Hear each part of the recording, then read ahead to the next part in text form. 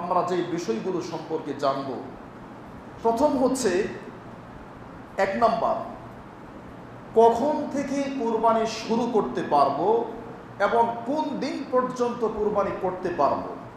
2, কুরবানির পশু জবাই করার কারণটা কি হিকমত, আল্লাহ কেন জবাই করতে বললেন। 3, যেই পশুকে জবাই করব সেই পশুর সাথে 3টি শর্ত আছে।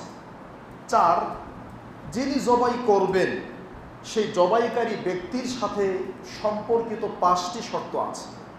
5, যেই যন্ত্র দিয়ে জবাই করা হবে সেই যন্ত্রের সাথে সম্পর্কিত 2টি শর্ত আছে। 6, যেই প্রাণীকে জবাই করব জবাই করার জন্য 6টি আদব, শিষ্টাচার, সুন্নত আছে। এবং সর্বশেষ, এই কুরবানি থেকে মাত্র 2টি শিক্ষা। কুরবানি থেকে আপনাদের সামনে মোট 2টি শিক্ষার কথা উল্লেখ করব। আজকের আলোচনার শিরোনাম, বিষয়বস্তু আপনাদেরকে বলে দিলাম, তাহলে সময় নষ্ট না করে মূল বিষয়ের দিকে চলে যাই। প্রথম বিষয় হলো কুরবানি কখন থেকে শুরু করব। পৃথিবীর সকল আলেমগণ এই বিষয়ে একমত। 10 জিলহজ ফজরের নামাজের পরে সূর্য যখন উঠে যাবে, সূর্য উঠে 1 বিঘত অর্ধগজ, অর্থাৎ সূর্য ওঠার 10 মিনিট 15 মিনিট পরেই ঈদের নামাজের সময় হয়ে যায়।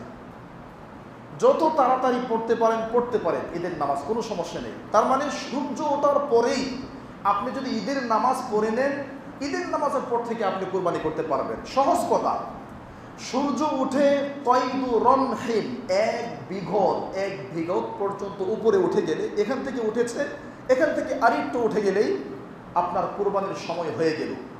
কোন দিন পর্যন্ত করতে পারবেন? ঈদের পরের দিন, তারপরের দিন, তারপরের দিন, অর্থাৎ 13 জিলহজ আসরের সালাতের পূর্ব পর্যন্ত আপনি কুরবানির পশু জবাই করতে পারবেন। তবে বিদ্বানগণ বলেছেন প্রথম দিন কুরবানি করাটাই সবচেয়ে উত্তম। যেমন দলিল পেশ করেছেন সহিহ বুখারীর 5546 নম্বর হাদিস।